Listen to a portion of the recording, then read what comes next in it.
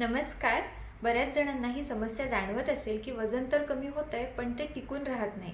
तर अशा कुठल्या चुका घडतायत की ज्यामुळे कमी झालेलं वजन पुन्हा पुन्हा वाढत राहतं? तर पहिलं आणि महत्त्वाचं कारण म्हणजे चुकीच्या पद्धतीने वेट लॉस करणं. चुकीची पद्धत काय? आयुर्वेदात सांगितलंय एकरस अभ्यासो दौर्बल्यकरणं. तुम्ही एकाच प्रकारचा आहार घेताय का? वजन कमी करायचं आहे म्हणून सॅलड, स्मूथी, ज्युसेस ह्याचा प्रमाण जास्त आहे. प्रोटीन सप्लिमेंट्स किंवा प्रोटीन बिस्किट्स नुसतं खाताय जेवणाऐवजी, ह्याच्याने वजन कमी होतो का? तर नक्की कमी होतो, पण तो टिकून राहतो का?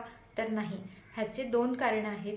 पहिला सामान्य कारण आहे की हे जे काही क्रॅश डाएट्स किंवा फॅट डाएट्स आहेत ते आयुष्यभर आपण फॉलो करू शकत नाही. आणि दुसरं महत्त्वाचं कारण म्हणजे एकच प्रकारचा आहार घेतल्यामुळे बाकीचे जे काही पोषण तत्व आहेत ती आपल्याला मिळत नाही. शरीराची बलहानी होते आणि कुठेतरी हा डाएट थांबवावा लागतो, ज्याच्यानंतर वेट पुन्हा वाढायला सुरुवात होऊन जाते. ह्यावर उपाय काय आहे? तर सर्व रस अभ्यासो बलकरणम सांगितले. जेवणामध्ये जितकी व्हेरायटी ठेवता येईल तितकी व्हेरायटी ठेवायची. आपण जशी गव्हाची चपाती खातो तसं ज्वारी आहे, बाजरी आहे, नाचणी, राजगिरा, तांदूळ, कितीतरी धान्य आहेत. तर नुसतं चपाती न खाता आपण थंडी असेल तर बाजरी खायची, उन्हाळा आले की ज्वारी आहे, नाचणी आहे, देवाचा उपवास करत असाल राजगिऱ्याची भाकरी खायची. तर अशी व्हेरायटी ठेवायची. नुसतं आपल्याला आवडतीचे जे काही भाज्या आहेत तेवढेच न ठेवता ऋतूनुसार मिळणारी वेगवेगळे फळं, भाज्या त्यांचा सुद्धा समावेश करायचा. विविध प्रकारचे आहार पदार्थ खाल्ल्यामुळे वजन कमी होत असताना तुम्हाला थकवा येणार नाही, कारण जे काही पोषण तत्व, वेगवेगळ्या प्रकारचे पोषण तत्व मिळायला हवीत ते मिळतील. कुठल्याही प्रकारचे डिफिशियन्सीज होणार नाहीत. आणि दुसरी महत्त्वाची गोष्ट म्हणजे तुमची चय अपचय क्रियासुद्धा व्यवस्थित राहील.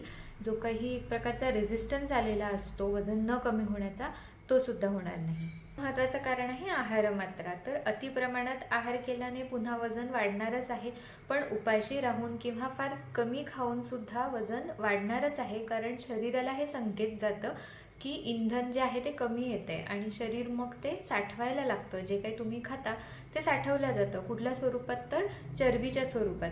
म्हणून अगदी उपाशी राहून किंवा गरजेपेक्षा कमी खाऊन सुद्धा चालत नाही.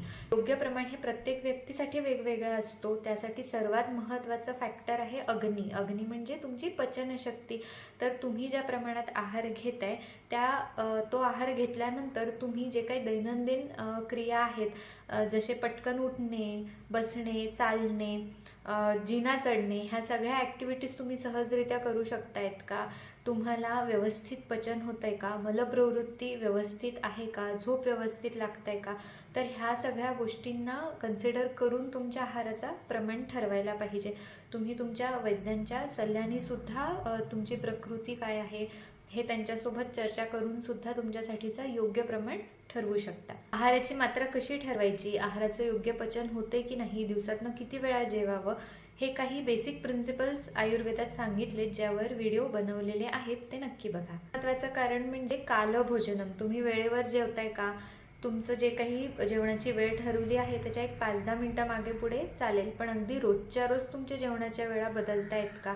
तर ते सुद्धा बघा. वेळेवर जेवण करणं फार गरजेचं आहे. महत्त्वाचं म्हणजे तुम्ही त्या पित्तकालात जर जेवलात, म्हणजे सकाळी 10 ते 11 दरम्यान किंवा संध्याकाळी 6 ते 7 दरम्यान जेवलात, तर त्याचं अजून योग्य पचन होणार आहे. तुम्ही जर पित्त प्रकृतीचे असाल तर खूप वेळा उपाशी राहून किंवा फक्त 2दा जेवून तुम्हाला भूक सहन होत नाही, त्रास होत असेल, तर मग तुम्ही दिवसातनं 3 वेळा जेवा. तर 2 जेवणांच्या मध्ये कमीत कमी 4 ते 5 तासांचा अंतर ठेवून असं तुम्ही जेवू शकता. पण जे काही तुम्ही वेळ ठरवली आहे त्या वेळेचं पालन करा. चौथी महत्त्वाची गोष्ट आहे झोप. तर योग्य प्रमाणात योग्य वेळेत झोप घेतली गेली नाही तर एकतर वजन फार कमी होतं किंवा वजन खूप वाढतं. तर असं चरकाचार्यांनी स्पष्ट सांगितलंय. थोडक्यात काय, तर चय अपचय क्रिया ही निद्रेवर सुद्धा अवलंबून असते. म्हणून रात्री एक साधारण 9-10च्या दरम्यान झोपणं आणि ते पुरेशी एक 6-7 तास तरी कमीत कमी झोप होणं फार गरजेचं आहे. शेवटचं आणि महत्त्वाचं कारण आहे तुमची मानसिक स्थिती. हे समजून घेणं फार गरजेचं आहे की कुठलेही शॉर्टकट्स वापरून तुमचं वजन कमी झालं तरीसुद्धा वजन टिकून राहणार नाही आहे.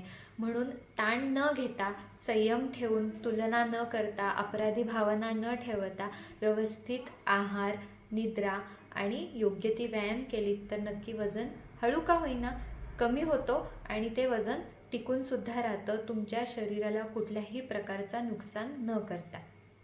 धन्यवाद. हा व्हिडिओ तुम्हाला कसा वाटला हे नक्की कळवा. अजून कुठल्या विषयांवर व्हिडिओ बनवलेले आवडतील हे सुद्धा नक्की कळवा.